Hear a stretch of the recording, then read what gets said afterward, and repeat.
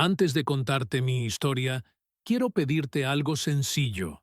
Acompáñame con tu voz. Escribe en los comentarios desde donde me escuchas, porque saber que alguien allá afuera camina conmigo me da fuerzas.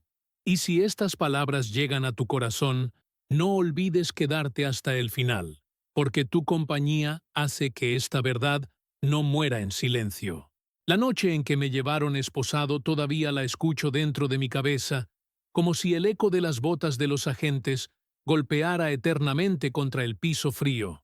Todo comenzó con un golpe seco en la puerta a las 5 de la mañana, cuando aún estaba oscuro, y mi hija menor dormía en la habitación de al lado. No entendía nada, solo vi las luces rojas y azules filtrándose por la ventana, y en ese instante supe que mi vida había terminado. Lo que nunca imaginé fue que quien abrió la puerta a los oficiales, con un gesto calculado de sorpresa, fue mi propia esposa. Ella misma había inventado la historia que me condenaría, todo para quedarse con los ahorros que me costó 20 años de sacrificios. Yo había llegado a Estados Unidos en 2005, cruzando el desierto de Sonora con una mochila vieja y una botella de agua tibia. Durante los primeros años trabajé en la construcción, 12 horas diarias, bajo un sol que partía la piel. Ganaba apenas lo suficiente para pagar la renta de un cuarto compartido en Los Ángeles y enviar cada mes $500 a México. Ese dinero mantenía a mis padres, pagaba la escuela de mis hermanos menores y compraba los medicamentos que mi madre necesitaba para la diabetes. Nunca fallé. Cada transferencia era como entregar un pedazo de mi cuerpo, pero lo hacía con orgullo, porque sentía que mis manos levantaban no solo muros de concreto, sino también un futuro para los míos. Conocí a Clara en 2009, en una iglesia donde asistía los domingos después del trabajo. Ella también era inmigrante, y pronto nos casamos en una ceremonia sencilla en un pequeño salón en Pico Rivera. Con ella, aprendí a soñar con algo más que sobrevivir. Una casa propia, hijos estudiando en universidades americanas, vacaciones sin miedo a que alguien me pidiera papeles.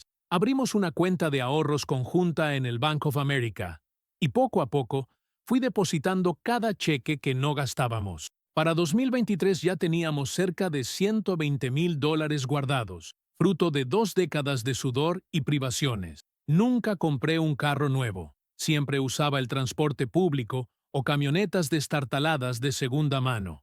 Mi ropa eran pantalones de trabajo manchados de pintura y botas desgastadas. Todo lo hacía para que ese dinero creciera como una semilla sagrada.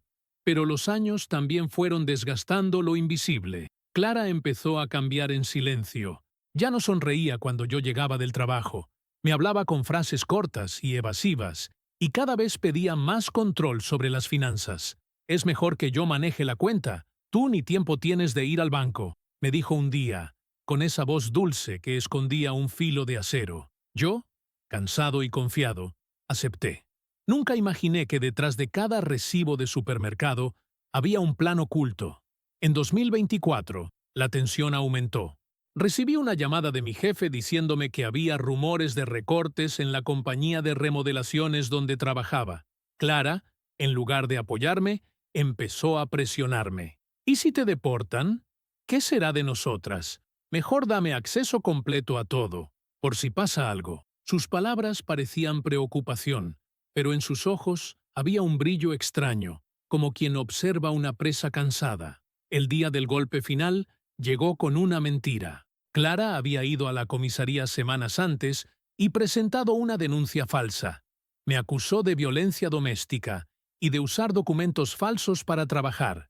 Inventó que yo la maltrataba, que la amenazaba con quitarle a los niños. Yo nunca levanté la mano contra ella, ni una sola vez. Pero en este país, una acusación así es suficiente para que te marquen.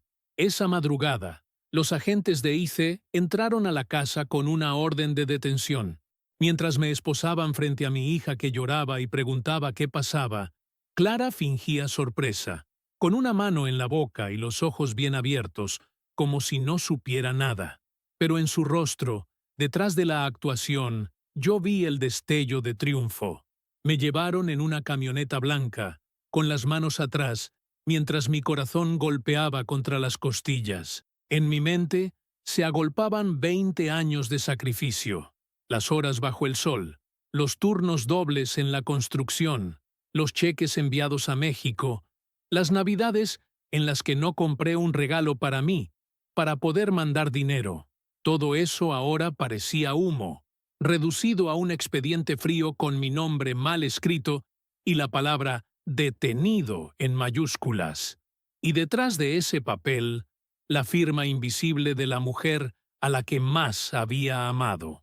En la celda de detención, el tiempo se volvía espeso, como si cada minuto pesara una tonelada. El aire olía a humedad, a metal oxidado y a cuerpos resignados. Me senté en un banco frío con otros hombres, algunos con la mirada perdida, otros rezando en voz baja. Yo solo pensaba en Clara. ¿Cómo había sido capaz de inventar esa historia? ¿Cómo podía mirarme a los ojos cada noche sabiendo que estaba planeando entregarme? La imagen de ella con la mano en la boca, fingiendo sorpresa mientras los agentes me esposaban, me perforaba la mente una y otra vez. Recordaba con precisión cada billete que había ganado con mis manos. En 2010, cuando trabajaba pintando casas en Pasadena, recibía apenas $80 al día. De esos, 50 se iban directo en un sobre amarillo que enviaba por Western Union a Oaxaca. Mi padre me agradecía con cartas escritas a mano, que yo guardaba como tesoros en una caja de zapatos. Mi madre lloraba por teléfono diciéndome que gracias a mí podía comprar insulina. Mis hermanos menores terminaron la secundaria con mis remesas, y uno de ellos incluso comenzó la universidad. Todo ese sacrificio me mantenía firme, porque cada dólar enviado era una prueba de amor y responsabilidad. Pero en casa, la historia era otra. Clara había aprendido a manipular mis miedos. Cuando le contaba que no podía dormir porque soñaba con la migra, me abrazaba y decía, «Por eso necesitamos seguridad. Yo te protejo». Cada palabra era un anzuelo disfrazado de cariño. Años después, entendí que lo que hacía era tejer una red en la que yo mismo me enredaba. Ella sabía que mi mayor temor era perderlo todo, y lo usó como la herramienta perfecta. En 2022 le pedí que esperáramos un poco antes de gastar los ahorros. Soñaba con abrir una pequeña empresa de remodelación, algo que me diera estabilidad. Pero ella insistía en comprar una casa. «Así nadie podrá sacarnos de aquí», repetía. Yo le creí, porque su voz siempre sonaba como la de alguien que piensa en el futuro de la familia. Nunca sospeché que lo que quería era tener todo bajo su control legal. Meses después, descubrí que había puesto la hipoteca únicamente a su nombre, con mi dinero como inicial. Me justificó diciendo que no querían problemas con tu estatus migratorio. Yo lo acepté, aunque en el fondo me dolió como una espina que se clava sin sangrar. En la celda, con la luz fluorescente encendida día y noche, comencé a unir los puntos. Recordé los cheques que ella depositaba sin mostrarme el recibo, las llamadas misteriosas con su hermana en las que bajaba la voz, los viajes repentinos a la notaría. Todo encajaba ahora en un rompecabezas cruel. Clara había preparado cada detalle para que, llegado el momento, yo fuera descartado como un ladrillo viejo y ella quedara con la casa, los ahorros y la custodia de los niños. El oficial que me entrevistó en la detención me preguntó si sabía por qué estaba ahí. Le respondí que no. Entonces leyó el reporte. Acusaciones de violencia doméstica, fraude laboral, uso de documentos falsos. Sentí un nudo en la garganta. Quise gritar que era mentira, que yo nunca toqué a mi esposa ni hice daño a nadie, que mi único delito había sido cruzar un desierto buscando pan. Pero me quedé callado. Sabía que, en ese cuarto helado, mis palabras pesaban menos que una firma estampada en un papel. Mientras esperaba la audiencia, me llegaban rumores de que Clara ya había retirado dinero de la cuenta. Un compañero de celda, que trabajaba como cajero en un banco antes de ser detenido, me explicó que si la cuenta estaba solo a su nombre, después de ciertas gestiones, podía disponer de todo sin problema. Era como si me arrancaran de golpe los últimos 20 años de vida. Pensé en los 120,000 dólares, cada billete manchado de sudor, y en cómo en un par de firmas podían evaporarse en manos de alguien que me traicionó. Pasaron los días y recibí la visita de un abogado de oficio. Me dijo que las acusaciones eran graves y que la declaración de mi esposa sería clave. Yo apenas podía respirar.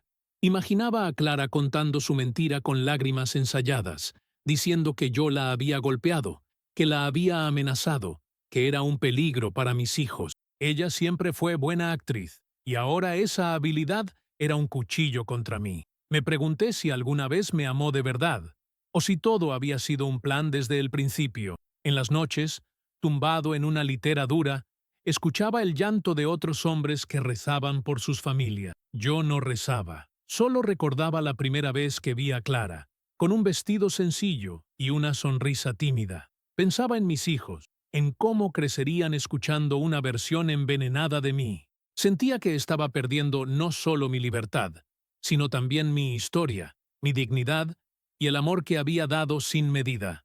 La traición duele más que las esposas, más que la celda, más que cualquier sentencia, porque las esposas se quitan, las celdas se olvidan, pero la traición de la persona a la que diste tu vida se queda incrustada como una astilla en el alma.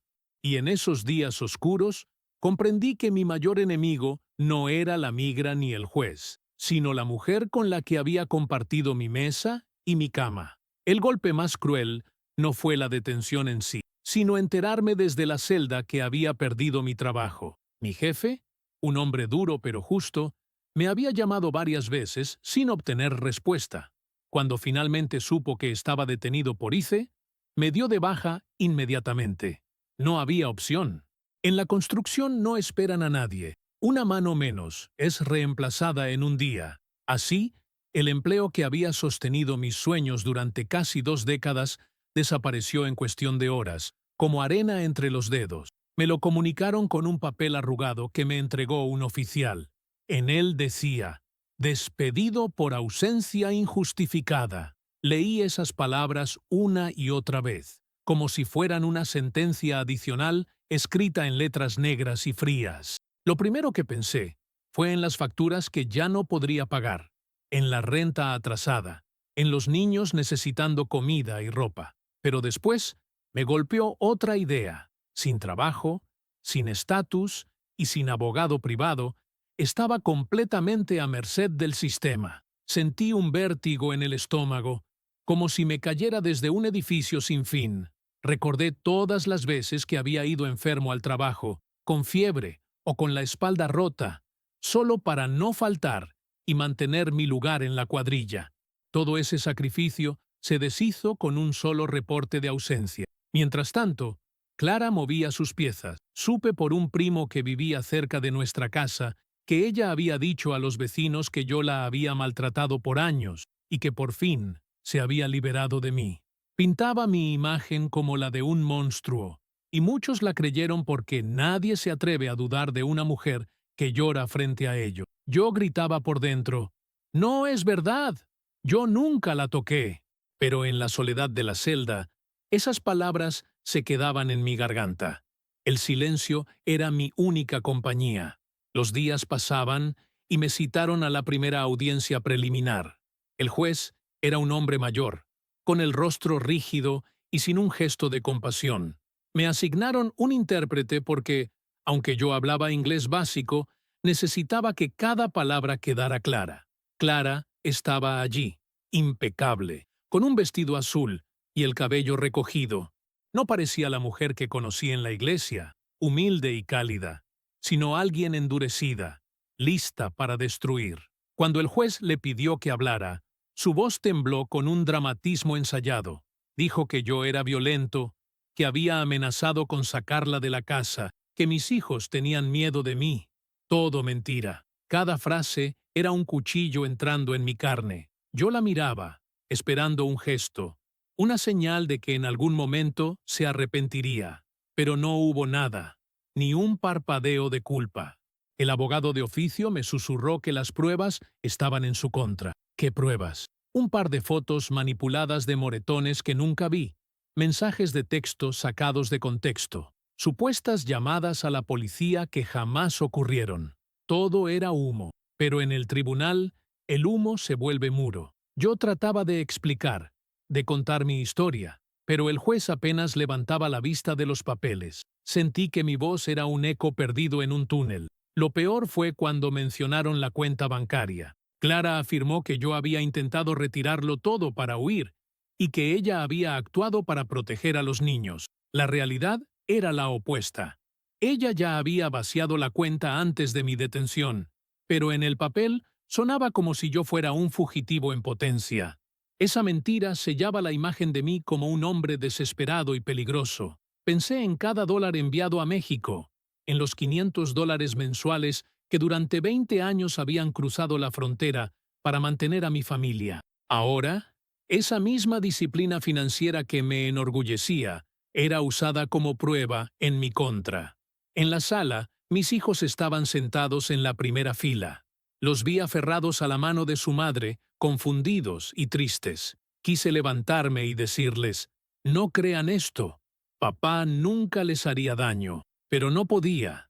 El guardia a mi lado me hubiera reducido en segundos, así que solo bajé la cabeza y dejé que las lágrimas me mojaran el uniforme naranja. Fue en ese momento que entendí que estaba perdiendo no solo el dinero y el trabajo, sino también la batalla por el corazón de mis propios hijos. Al salir de la audiencia me metieron de nuevo en la camioneta blanca. El camino de regreso al centro de detención fue silencioso, interrumpido solo por el rugido del motor y el sonido metálico de las esposas. Miré por la ventanilla las calles de Los Ángeles, la ciudad que había sido mi hogar durante 20 años. Cada esquina me recordaba un esfuerzo. La tienda donde compré los primeros zapatos de mi hijo, la gasolinera donde hacía fila para pagar, la esquina donde tomaba el autobús a las 5 de la mañana rumbo a la obra. Y ahora, todas esas memorias se alejaban como si fueran de otro hombre, no de mí. Esa noche no pude dormir. El colchón era delgado, la celda helada, y mi mente no paraba de repetir las mismas preguntas. ¿Cómo llegué hasta aquí? ¿Qué hice para merecer esta traición? ¿De qué sirvieron tantos años de trabajo, tantas remesas enviadas, tantas lágrimas escondidas? En la oscuridad, comprendí que mi vida había sido una construcción enorme, levantada con esfuerzo, pero sin cimientos sólidos. Bastó una mentira de la persona equivocada para derrumbar todo en segundos. Los días en detención comenzaron a fundirse en un mismo color gris. No había diferencia entre lunes o domingo, solo rutinas marcadas por el sonido metálico de puertas abriéndose y cerrándose. El desayuno llegaba a las 6 de la mañana. Una bandeja de plástico con huevos fríos, pan duro y un café aguado que apenas calentaba la garganta. Yo lo comía en silencio, rodeado de hombres que como yo habían entregado media vida a un país que ahora los trataba como desechos. Algunos lloraban en la mesa, otros hablaban de sus familias como si aferrarse a esos recuerdos fuera la única manera de no enloquecer. La celda olía a sudor y desesperación.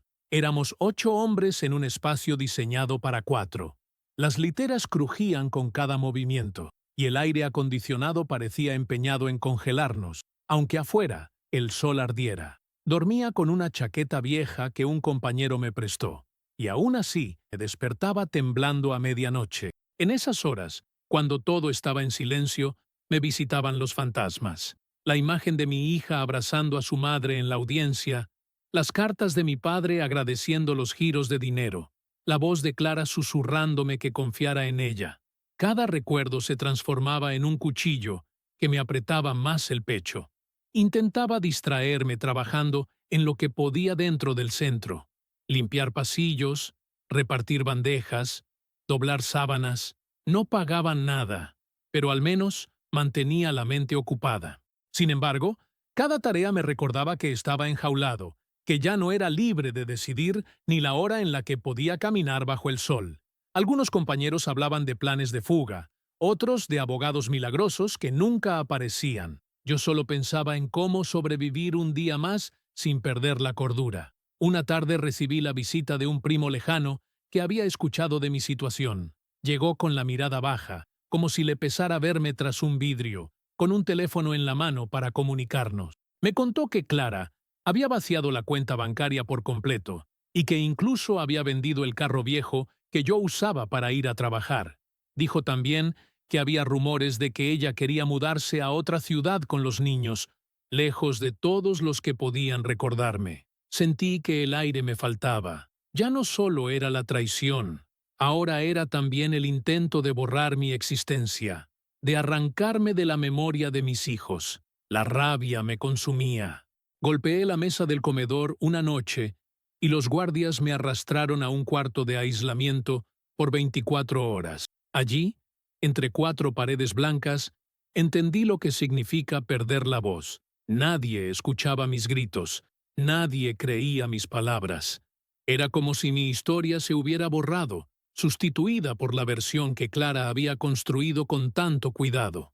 Ella hablaba afuera, yo callaba adentro, y en ese silencio comprendí que la mentira, repetida con lágrimas, tiene más fuerza que 20 años de verdad. Lo más doloroso eran las llamadas semanales. Tenía derecho a unos minutos para hablar con mis hijos. Ellos contestaban con voces inseguras, como si no supieran qué decirme. Clara siempre estaba de fondo, controlando cada palabra. «Papá, te extraño», murmuraba mi hijo mayor, y antes de que pudiera responder, escuchaba la voz de ella cortando la conversación. «Dile adiós a tu papá. Ya se acabó el tiempo». Cada llamada terminaba con un pitido que me dejaba vacío, golpeando el teléfono contra la pared. Empecé a escribir cartas que nunca enviaba. En ellas contaba mi versión, mi verdad, con la esperanza de que algún día mis hijos las leyeran. Las escondía debajo del colchón, como si fueran mi último tesoro. Escribía sobre los años de trabajo bajo el sol, sobre las navidades que pasé solo en un cuarto de renta, sobre las lágrimas de mi madre al otro lado del teléfono, cuando le decía que estaba bien, aunque no lo estuviera. Escribía sobre cómo había amado a Clara con cada fibra de mi ser, y cómo ahora ese amor se había convertido en un veneno que me estaba matando lentamente. El tiempo en detención no solo destruye el cuerpo, también carcome el alma. Vi hombres que entraron fuertes y después de meses apenas podían levantarse de la cama. Otros comenzaron a hablar solos, a reírse sin razón. Yo me aferraba a la idea de que todo terminaría pronto, que en la próxima audiencia el juez vería la verdad. Pero en el fondo sabía que la justicia no siempre está hecha para los que venimos de abajo. Una noche soñé que volvía a México con las manos vacías. Caminaba por las calles de mi pueblo y nadie me reconocía. Mi madre me miraba como a un extraño. Mis hermanos no me abrían la puerta. Me desperté empapado en sudor, con un nudo en la garganta. Ese sueño me persiguió durante semanas, recordándome que, deportado o no, ya nunca volvería a ser el mismo hombre. La desesperanza comenzó a instalarse en mí como una enfermedad lenta, y sin embargo, había algo que me mantenía respirando, la idea de que debía resistir, aunque solo fuera para que mis hijos, algún día, supieran la verdad. El día de la audiencia principal llegó como una tormenta anunciada. Desde la madrugada no pude pegar un ojo, sentado en la litera con las manos entrelazadas, sintiendo cómo el corazón me golpeaba el pecho como un martillo. Me dieron un uniforme limpio y me trasladaron esposado en la misma camioneta blanca de siempre. Afuera, las calles parecían normales, gente tomando café, niños con mochilas caminando hacia la escuela, autos atascados en el tráfico. Para ellos era un día cualquiera. Para mí era el día en que decidirían si borraban 20 años de mi vida con un solo sello. La sala estaba helada, iluminada con lámparas fluorescentes que daban a todo un tono enfermo. Me sentaron frente al juez, un hombre de rostro pétreo, acompañado de un intérprete que traducía cada palabra como si fueran piedras cayendo. Y allí estaba ella, Clara, con un vestido beige impecable y un aire de víctima que me revolvía el estómago. A su lado, mis 2 hijos, cabizbajos, como si cargaran un peso que no les correspondía. Yo trataba de mirarlos, pero evitaban mis ojos, quizá porque ella ya les había llenado la mente con su versión. El fiscal comenzó presentando el caso: documentos falsos, violencia doméstica, Peligro de fuga. Cada palabra era un disparo. Mostraron fotos de moretones en los brazos de Clara. Yo los miré incrédulo. Nunca la había tocado. Recordé noches enteras trabajando hasta el amanecer, pintando paredes para no atrasar un proyecto. Y mientras tanto, ella preparaba este guión perfecto. El juez asentía, como si esas imágenes fueran pruebas irrefutables. Yo quería gritar. Quería levantarme y mostrar mis manos callosas, las mismas que habían trabajado para construir nuestro hogar, no para destruirlo. Cuando llegó su turno, Clara se levantó con lágrimas en los ojos. Su voz temblaba como si el dolor le quebrara el alma. Dijo que yo era un hombre peligroso, que siempre la controlaba, que la amenazaba con dejarla en la calle. Inventó que mis hijos lloraban por miedo a mí. Cada palabra era un veneno que corría por la sala, y yo veía cómo el juez inclinaba la cabeza, como si ya estuviera convencido. Fue en ese instante cuando entendí que la verdad no siempre importa. Lo que importa es quién tiene la voz más fuerte y quién sabe usarla. Y ella, con sus lágrimas ensayadas, tenía toda la fuerza del escenario. Mi abogado de oficio intentó defenderme, diciendo que no había reportes previos, que yo trabajaba legalmente con un número de seguro social prestado, que nunca hubo denuncias reales. Pero sus palabras caían como gotas de agua en un incendio. Nadie quería escuchar. En un momento me dieron la oportunidad de hablar. Me levanté, con la voz quebrada, y dije: «Su señoría, yo vine a este país en 2005. He trabajado cada día desde entonces, enviando dinero a mi familia, construyendo casas y calles de las que usted mismo quizá haya caminado. Nunca he levantado la mano contra nadie. Todo lo que dicen es mentira. Solo pido justicia, solo pido que me crean». Pero mis palabras se perdieron en el aire, ahogadas por el eco del silencio. Lo más doloroso fue cuando el juez preguntó a mis hijos si querían decir algo. Mi hijo mayor me miró unos segundos, con los ojos llenos de confusión, pero al final bajó la vista y murmuró: «Tengo miedo de mi papá». Sentí que el suelo se abría bajo mis pies. Esa frase no era suya, era de ella, plantada como una semilla envenenada. Sin embargo, el juez la anotó en su libreta como si fuera una verdad absoluta. En ese momento supe que estaba perdiendo la batalla, no solo legalmente, sino en el corazón de mis propios hijos. Al final de la audiencia, el juez anunció que la decisión final se daría en unas semanas. Después de revisar todos los documentos, me devolvieron al centro de detención, pero esta vez no era el mismo hombre. Salí con la espalda encorvada, con la sensación de que mi vida ya no me pertenecía. El camino de regreso en la camioneta blanca fue más silencioso que nunca. Miré por la ventanilla la ciudad que había levantado con mis manos y sentí que me expulsaba como si fuera un intruso. Esa noche me encerraron de nuevo en mi celda y no pude contener el llanto. No lloraba por la posibilidad de la deportación. Lloraba porque había perdido lo más valioso: la confianza de mis hijos, la imagen de padre que había cuidado con tanto esfuerzo. Lloraba porque la mujer a la que amé con cada fibra de mi ser había usado mi amor como arma contra mí. Y lloraba porque comprendí que no hay celda más oscura que la que se construye con traición. Pasé los días siguientes en un estado de espera interminable. Cada vez que llamaban un nombre en el altavoz, el corazón se me detenía, pensando que era el mío. Escribía cartas que jamás entregaba. Repasaba mentalmente los momentos con Clara, tratando de encontrar alguna señal que me hubiera advertido de lo que vendría. Pero todo parecía normal, incluso perfecto. La traición, entendí, nunca llega disfrazada de amenaza. Llega con una sonrisa, con palabras dulces, con promesas de futuro.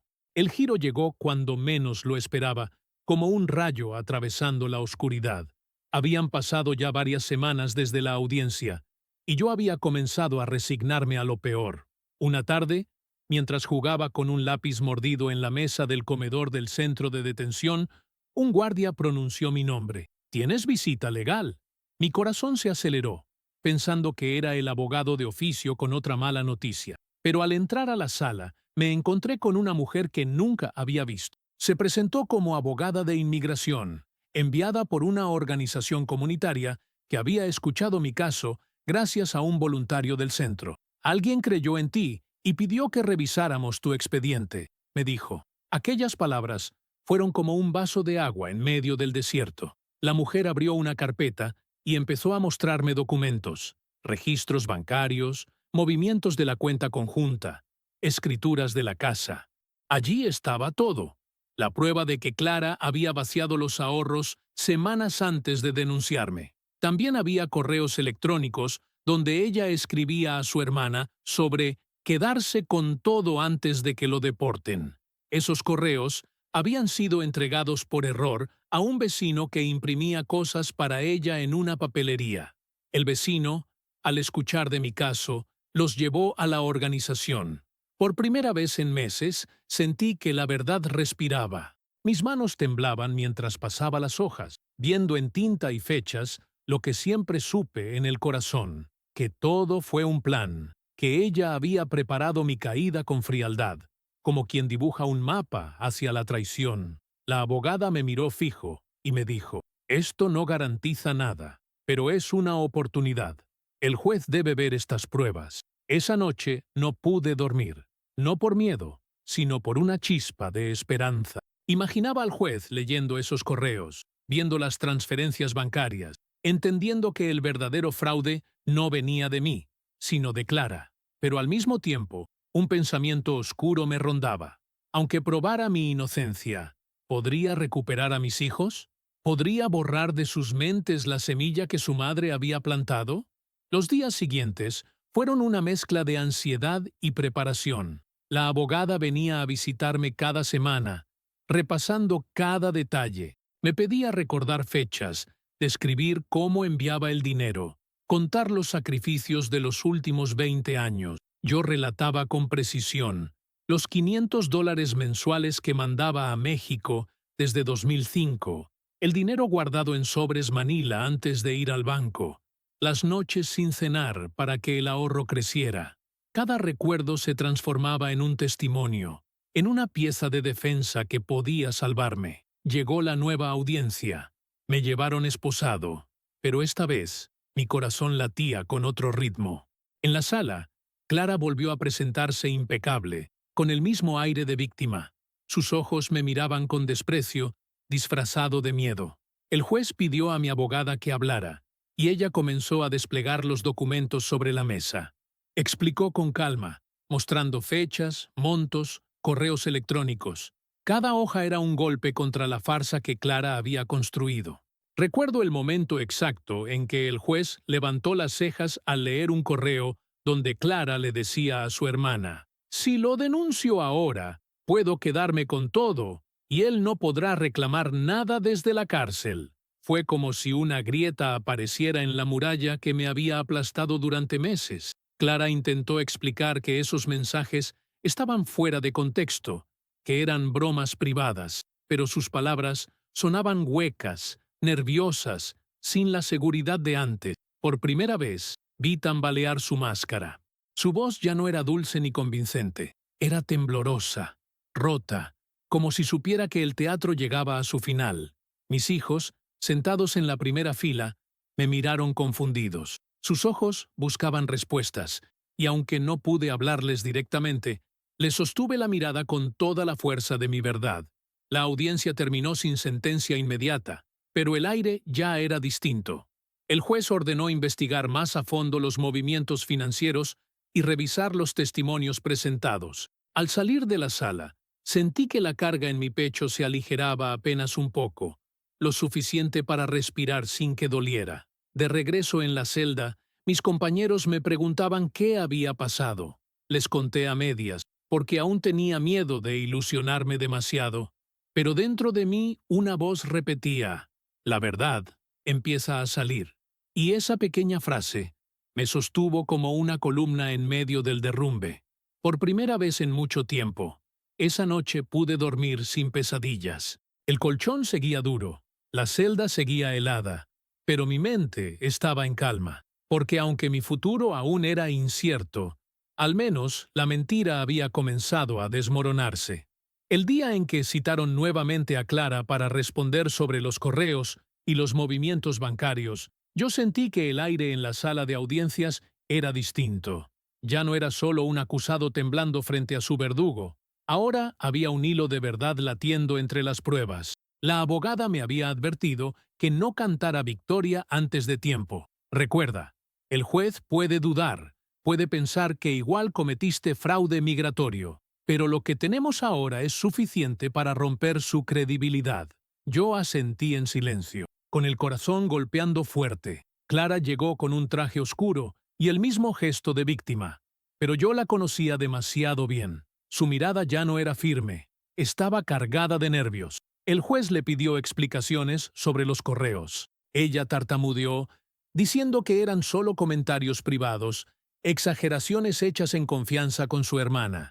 Pero entonces, la abogada presentó las transacciones bancarias, los retiros en efectivo, las transferencias hacia su cuenta personal y la venta del auto a nombre de un primo suyo, todo fechado apenas una semana antes de la denuncia. El juez la observaba con atención, y por primera vez en meses vi algo que parecía escepticismo en su rostro. Clara comenzó a perder el control. Levantó la voz, dijo que lo hacía para proteger a los niños, que yo siempre había tenido planes de abandonarlos. Sus palabras sonaban desesperadas, huecas, como un vidrio que se quiebra con cada frase. El fiscal intentó rescatarla, pero incluso él parecía incómodo, consciente de que la mujer que se presentaba como víctima tenía demasiadas contradicciones en su historia. Entonces, el juez me dio la palabra. Me levanté, con la voz temblando pero firme, y dije, yo vine a este país para trabajar, para darle a mi familia lo que no tuve en mi tierra. Envié dinero cada mes durante 20 años, construí esta vida con mis manos. No soy perfecto, pero nunca levanté la mano contra ella. Nunca la amenacé. Nunca quise hacer daño a mis hijos. Lo único que he hecho es sacrificarme. Y ahora, lo único que pido es que se vea la verdad. Sentí cómo mis ojos se llenaban de lágrimas, pero no bajé la cabeza. Los miré a todos, al juez, a los abogados, a mis hijos, y dejé que esas palabras se quedaran flotando en el aire. Mis hijos me miraban confundidos. Mi hijo mayor apretaba los labios, como si tratara de entender lo que estaba pasando. La más pequeña jugaba con sus dedos, perdida en la incomprensión. Yo sabía que era demasiado pronto para que vieran con claridad, pero al menos esperaba que aquella semilla de duda quedara plantada. Que un día recordaran que su padre no se quebró, que se levantó y habló con dignidad frente a la mentira. La audiencia se alargó. El juez pidió revisar más testimonios y ordenó que Clara entregara todos los documentos financieros de los últimos 2 años. Vi el pánico en su rostro. Por un instante, nuestros ojos se encontraron. Ella, la mujer que había compartido mi cama, que había recibido mis cartas de amor, que había comido de mi plato, ahora me miraba con odio y miedo al mismo tiempo. Y en ese cruce de miradas entendí que la máscara se había caído. Clara sabía que su historia se desmoronaba. De regreso al centro de detención, algo cambió en mí. Ya no caminaba con la espalda encorvada. Aún estaba preso, aún podía ser deportado, pero llevaba conmigo una chispa de justicia. Los compañeros de celda me preguntaban qué había pasado, y yo solo decía, la verdad salió un poco más a la luz. Ellos me abrazaban, me daban palmadas en la espalda, como si ese pequeño triunfo también fuera de ellos, porque todos compartíamos la misma condena, haber trabajado en silencio y ser tratados como culpables. Esa noche, en mi litera, no escribí cartas de dolor, sino de resistencia. Le conté a mis hijos, en páginas escondidas bajo el colchón, que su padre no era un criminal. Les escribí sobre cada ladrillo que puse en casas ajenas, sobre cada dólar que envié a México, sobre los sueños que nunca abandoné. Les conté que, aunque su madre intentara borrarme, siempre estaré en cada sacrificio que hice por ellos. El proceso aún no había terminado, y yo sabía que quedaba lo más difícil. El juez debía decidir no solo si me dejaba libre, sino si me permitía quedarme en el país que construí con mi sudor. Pero ya no era el mismo hombre derrotado. Algo dentro de mí se había enderezado. La traición de Clara ya no era un cuchillo clavado, ahora era un recordatorio. No todos los enemigos llevan uniforme. A veces duermen a tu lado. Lo que más me dolía seguía siendo la distancia con mis hijos, pero al menos ahora, aunque fuera en silencio, podía mirar hacia adelante con un poco de esperanza, porque había comprendido que, aunque ella intentara robarme todo, había algo que nunca podría quitarme: la verdad de lo que soy. Después de esa audiencia, el centro de detención cambió de color para mí, pero no dejó de ser un lugar que mastica el alma. La rutina siguió igual, con su desayuno de huevos fríos a las 6 en punto y el conteo a las 9 de la noche, pero ahora cada sonido parecía anunciar una posibilidad. Los compañeros comenzaron a preguntarme por detalles del caso como si mi historia pudiera abrir una endija en la suya. Yo les contaba lo justo, cuidando cada palabra, porque la esperanza en un lugar así es como una vela frente a una ventana abierta. La proteges con las manos para que no se apague, pero aún así el aire la golpea. Las cartas que escribía por la noche se volvieron más precisas. Empecé a poner fechas y cifras, casi como un contador, revisando libros. Febrero de 2006. Primer envío de $300 a Oaxaca, desde un locutorio en Alvarado Street. Junio de 2012. Aumento a 500 mensuales cuando me pasaron a capataz en la cuadrilla de pintura. Septiembre de 2018. Depósito de $7,200 de horas extras tras un verano brutal en Pasadena. Marzo de 2021. Compra del compresor de aire de segunda mano por $400 para hacer trabajos de fin de semana. Escribía para mis hijos, pero también para mí, para recordar que mi vida estaba hecha de datos concretos y no de acusaciones al aire. Me sorprendía la claridad con la que volvían a mí los olores de cada etapa. El thinner en las manos, la mezcla de café quemado con pan dulce barato, el polvo de yeso que se metía en la garganta hasta dejarla áspera.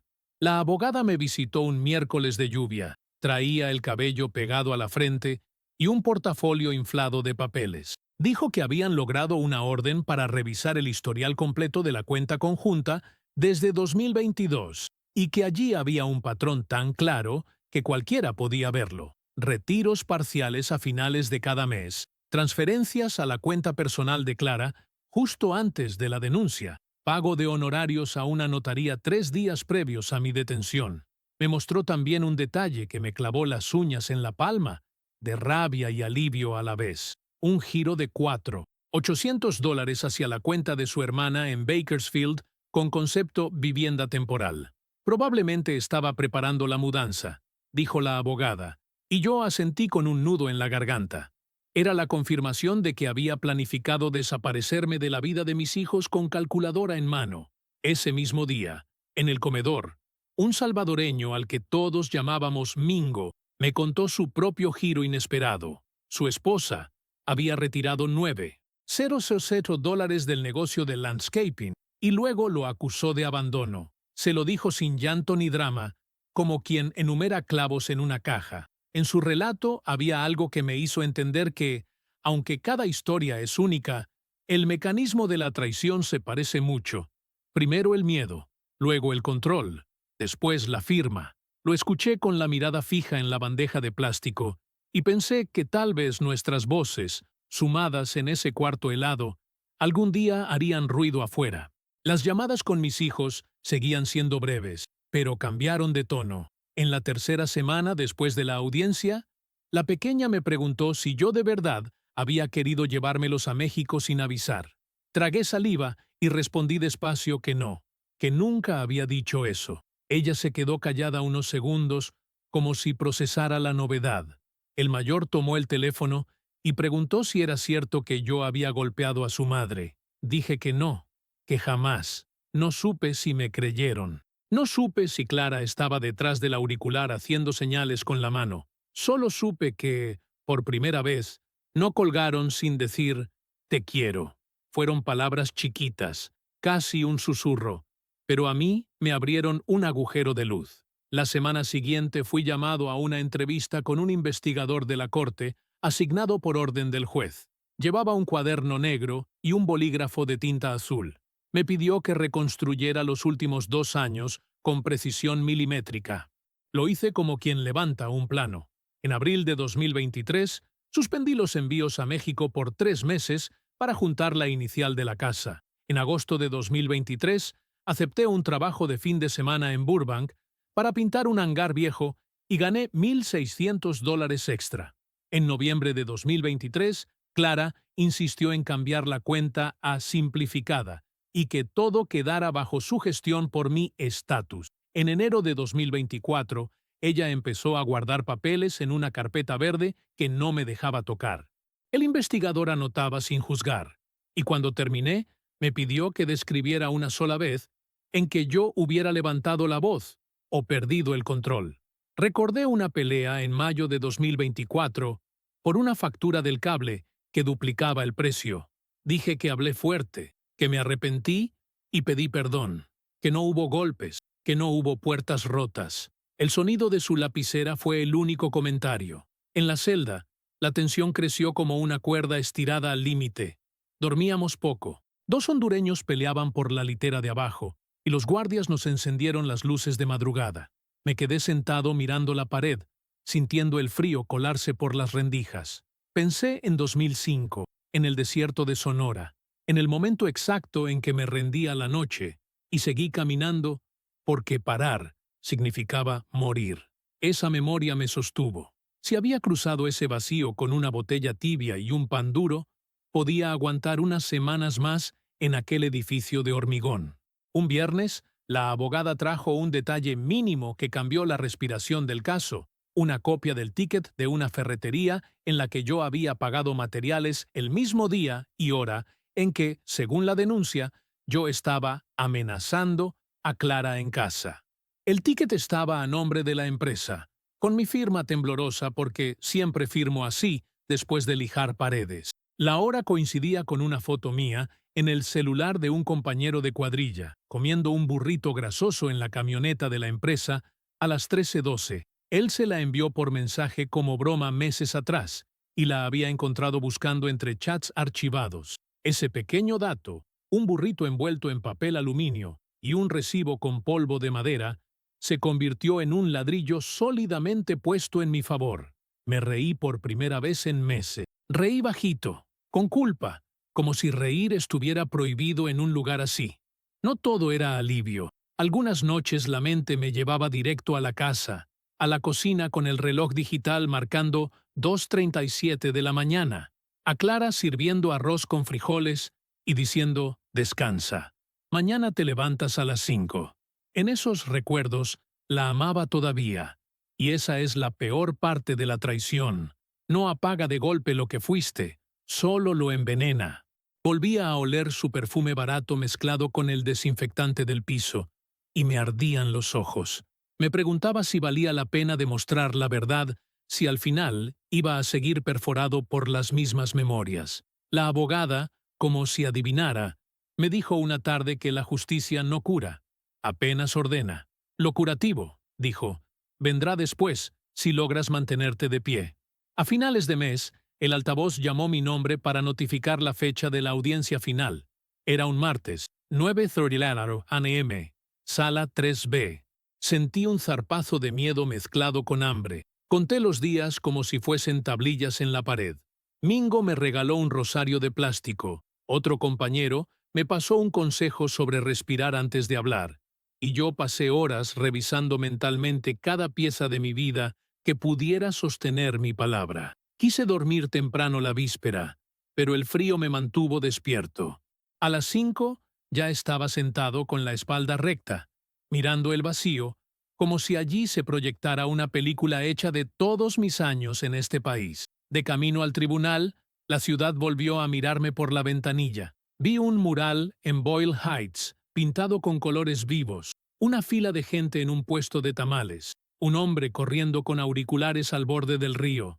Pensé que, pasara lo que pasara, yo ya era parte de esa trama de cemento y voces. La camioneta se detuvo. El guardia abrió la puerta. En el pasillo de la corte, el piso brillaba como espejo. Me vi de reojo. Uniforme naranja, barba rala, ojos cansados. Respiré hondo y entré. Clara estaba allí, vestido oscuro, labios apretados, no me miró. Mis hijos no acudieron esa vez. Sentí un hueco en el pecho y luego un alivio breve, porque no quería que me vieran temblar. La abogada me tocó el codo, apenas un segundo, y susurró que confiara en el orden de las cosas. El juez entró. Todos se pusieron de pie.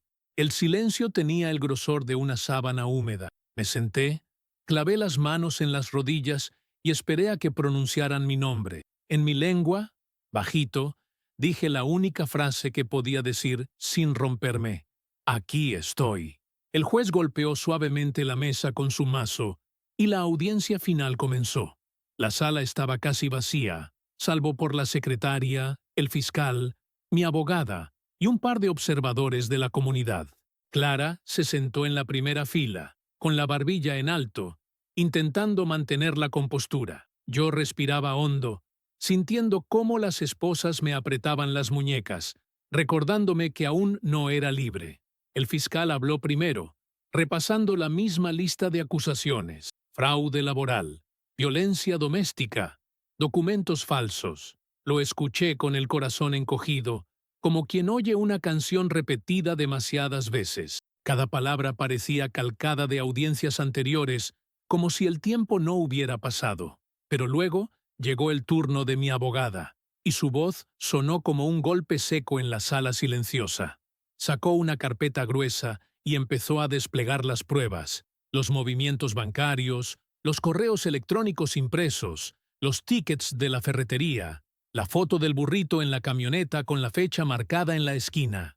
El juez revisaba cada hoja con gesto serio, levantando las cejas de vez en cuando. Clara comenzó a inquietarse, cruzando y descruzando las piernas, apretando los labios. Por primera vez, el relato que había construido con tanto cuidado se desmoronaba delante de todos. El momento clave llegó cuando la abogada leyó en voz alta el correo donde Clara escribía a su hermana: «Si lo denuncio ahora, puedo quedarme con todo y él no podrá reclamar nada desde la cárcel». El silencio en la sala fue absoluto. El juez la miró directamente y le pidió una explicación. Clara balbuceó.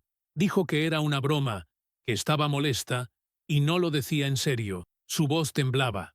El juez no respondió, solo anotó algo en sus papeles. Yo sentí un calor extraño recorrerme el pecho, una mezcla de alivio y rabia. Cuando me dieron la palabra, me levanté despacio. Mis piernas temblaban, pero mi voz salió firme. Su señoría, vine a este país en 2005. He trabajado cada día desde entonces. Envié dinero a México para que mis padres y mis hermanos sobrevivieran. Construí una vida con mis manos. No soy un santo, pero no soy un criminal. Nunca golpeé a mi esposa. Lo único que hice fue confiar en la persona equivocada. Ella inventó esta historia para quedarse con lo que construimos juntos. Todo lo que pido es que se vea la verdad. El juez me observó unos segundos que parecieron eternos. Luego anunció que pospondría la decisión final, pero adelantó que las pruebas presentadas eran serias y reveladoras, y que el caso debía revisarse a fondo, especialmente las acusaciones de violencia doméstica. Ordenó que Clara entregara más documentos financieros en el plazo de 10 días y dejó constancia de la contradicción en su testimonio. No era una absolución, pero era una grieta luminosa en el muro que me había aplastado durante meses. Cuando nos levantaron para salir, volví la cabeza y vi a Clara con los ojos clavados en el piso. Ya no había altivez en su rostro, solo un rastro de miedo. Supe entonces que la máscara se había roto, que la verdad la estaba alcanzando. De regreso en la camioneta blanca, el aire parecía menos pesado. Mis compañeros en la celda me recibieron con palmadas en la espalda cuando conté lo ocurrido. Algunos decían que era un milagro, otros que por fin alguien de arriba estaba dispuesto a escuchar. Yo no sabía qué pensar. Solo sentía que, por primera vez, el juez me había mirado como a un hombre y no como a un número de expediente. Esa noche escribí una carta larga para mis hijos. Les conté que, aunque su madre dijera lo contrario, yo nunca los había abandonado, que cada dólar ganado, cada callo en mis manos, había sido por ellos. Les pedí que un día, cuando fueran grandes, buscaran la verdad más allá de las palabras de los adultos, y les prometí que, pasara lo que pasara, siempre estaré en su memoria, aunque me borren de los papeles. El centro de detención estaba igual de frío, pero yo me sentía diferente. Había una chispa encendida dentro de mí, pequeña pero suficiente para mantenerme de pie. Sabía que aún quedaba el desenlace, la sentencia final que podía decidir si volvía a México con las manos vacías o si recuperaba mi derecho a vivir en el país por el que lo había dado todo.